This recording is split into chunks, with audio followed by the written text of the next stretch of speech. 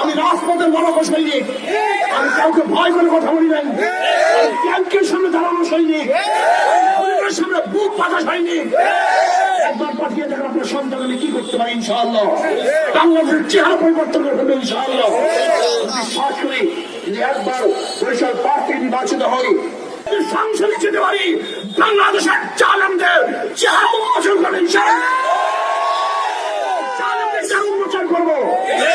নির্বাচন নতুন নয়, এর আগেও নির্বাচন হয়েছে, আমরা ভোট দিয়েছি। আগামী 12 তারিখে ইনশাআল্লাহ ভোট দেওয়ার জন্য প্রস্তুতি নিচ্ছি কিন্তু আমরা কি পেয়েছি কি হারিয়েছি সেই অঙ্ক কষার সময় কিন্তু এখন এসছে।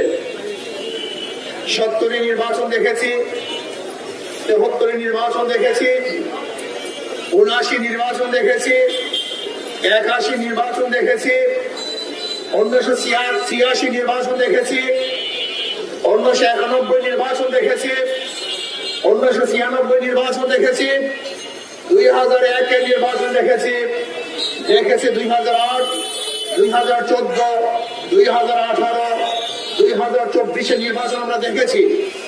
বহু প্রতিনিধিরা তারা বাংলাদেশের সংসদে গিয়ে কি করেছেন, কি বলেছেন, কি দিয়েছেন, নতুন ভাবে বলার কিছুই নাই। আমি এখানে নির্বাচিত হওয়ার জন্য আসি নাই, আল্লাহ পাক সম্মান নেওয়ার জন্য এখানে আসি নাই।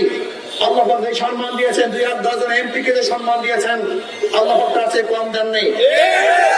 ভালো থাকার জন্য যে অর্থের প্রয়োজন আল্লাহ পাক যথেষ্ট দিয়েছেন। তারপরে আমি কেন নির্বাচন অংশগ্রহণ করেছি এটা বোঝার বিষয় আছে। কেন এসেছি? আমি এখানে 1000 বছর এই স্টেজে 1000 বছর বক্তৃতা করলেও সেটা আইন হবে না, কিন্তু সংসদে 5 মিনিট কথা বলে সেটা আইন হবে। এখানে 1000 বছর কথা বললেও গরিব দুঃখী মানুষের অধিকার বাস্তবায়ন করা যাবে না, কিন্তু সংসদে 5 মিনিট কথা বললে গরিব দুঃখী মানুষের অধিকার বাস্তবায়ন করা যাবে। এই স্টেজে 1000 বছর বক্তৃতা করলেও ধর্ষণ বন্ধ করা যাবে না, কিন্তু 5 মিনিট সংসদে বক্তৃতা করলে ধর্ষণ বন্ধ করা যাবে ইনশাআল্লাহ।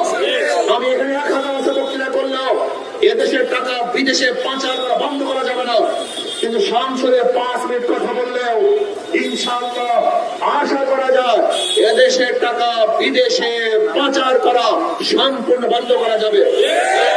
আমি এখানে 1000 বছর কথা বললেও ধর্ষণ মুক্ত দেশ করা যাবে না, খুন মুক্ত দেশ করা যাবে না, ইফতিজিং মুক্ত দেশ করা যাবে না, কিন্তু সংসদের কথা বলে আশা করা যায় ইফতিজিং মুক্ত, ধর্ষণ মুক্ত, চাঁদা মুক্ত একটা দেশ করতে ইনশাআল্লাহ সক্ষম হবে। এখানে 1000 বছর কথা বললো নিরাপত্তা আইন